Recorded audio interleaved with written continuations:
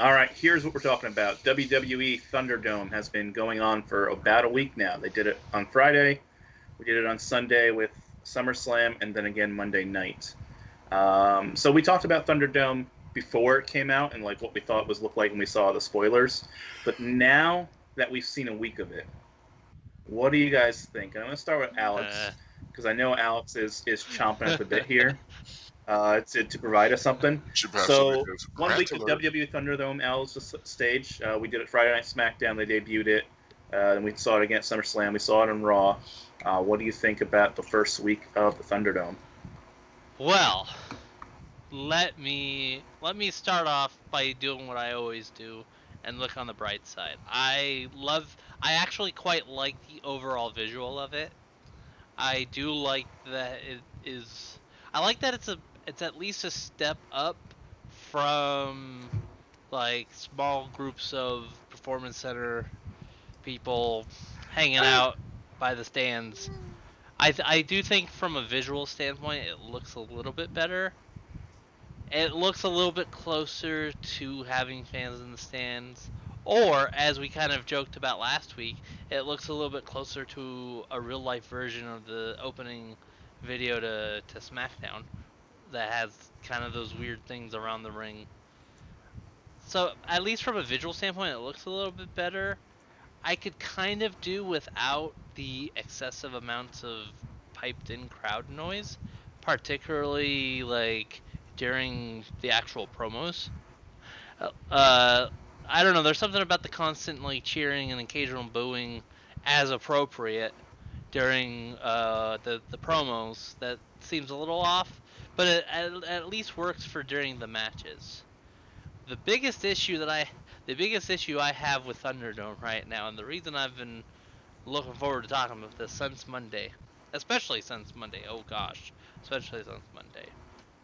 is the people that signed up for this, knowing full well that they were already being given instructions on what was allowed and not allowed on like their little video screens, and decided, you know what?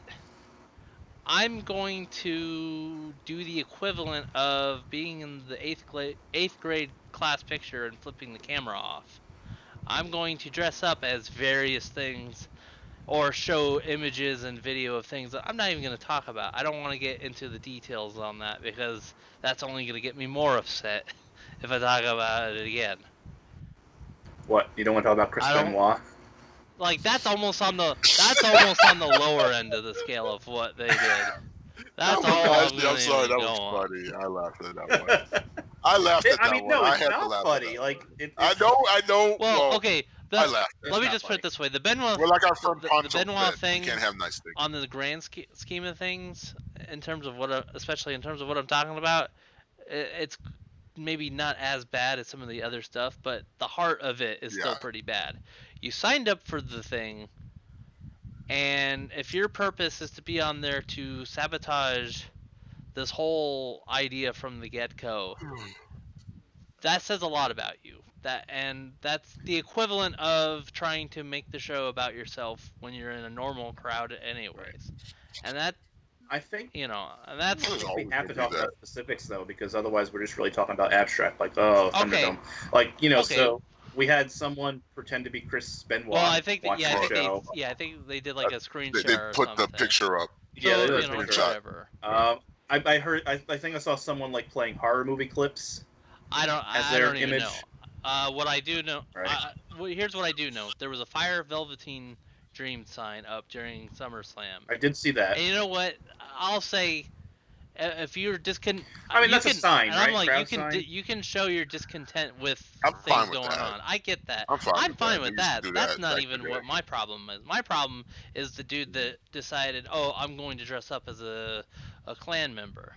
My issue is the guy who decided to show an execution on their little video screen. Those are the people that I have an issue with. Yeah. Since we are going to talk about the specifics, yes, those are.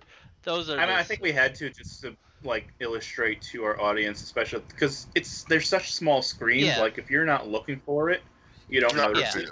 So I get what I want to say about the Thunderdome is after a week of it, I hate it.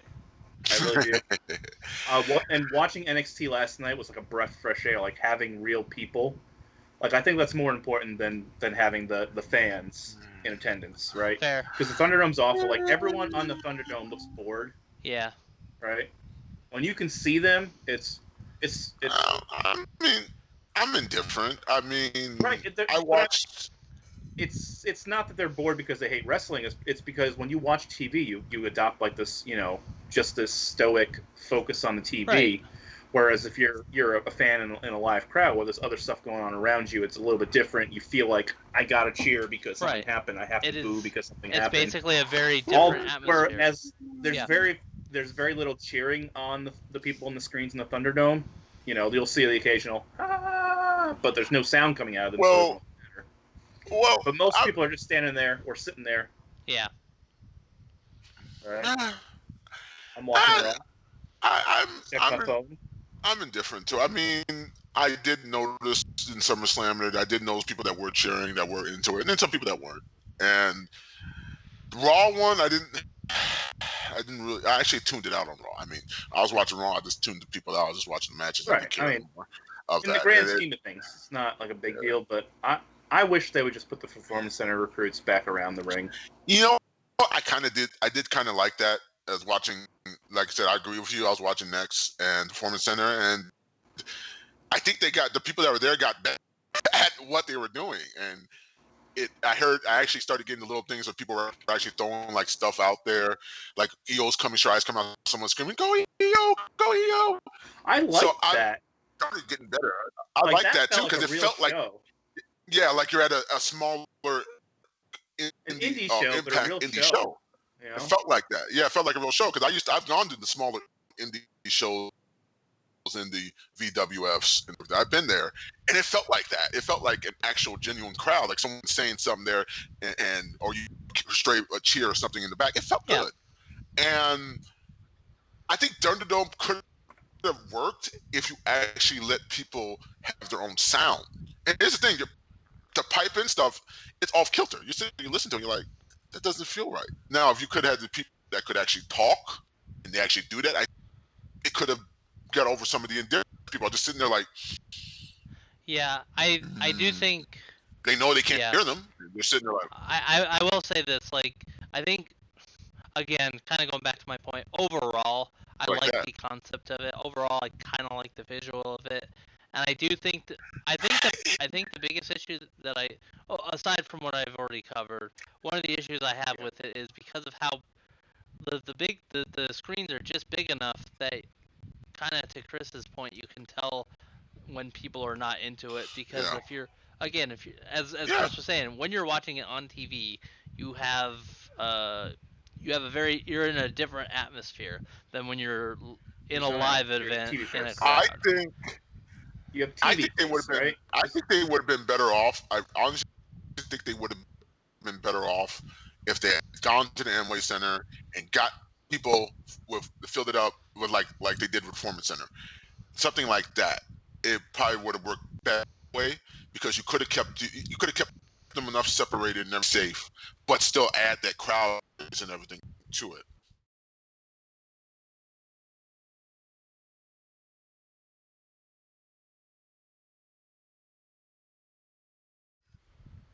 We've temporarily lost T-Bone, so I'm gonna give him a minute to hop back in. I hear you. I'm trying to get you to transition to the other screen without me.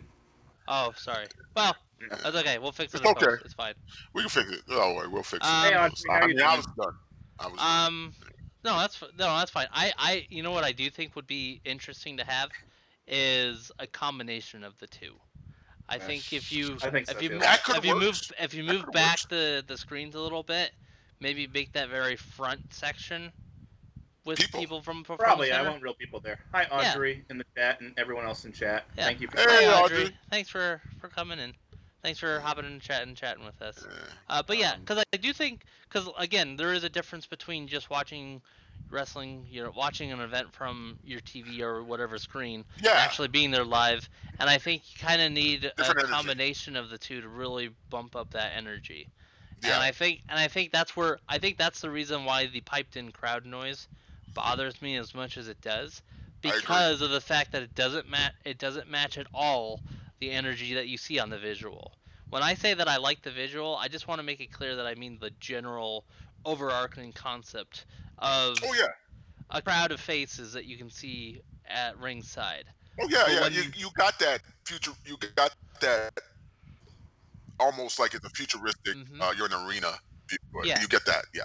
The concept is great. The execution definitely has flaws, and that's where I think, and that's where that's where I do agree with Chris about, like, there's clear areas where they need to improve on. I think the happy medium that you can go with is a combination of the two. Have some people kind of in the front row, so to speak, being there in person, and then do the Thunderdome kind of further back to kind of add.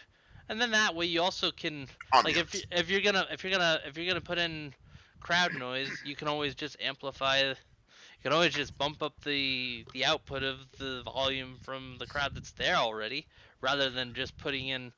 I think someone, I don't remember the exact source, but someone on Twitter or Reddit pointed out that it seems to be from like 2K18, because you could almost they could hear someone shouting out Cena, who hasn't been on WWE TV since basically since WrestleMania or so.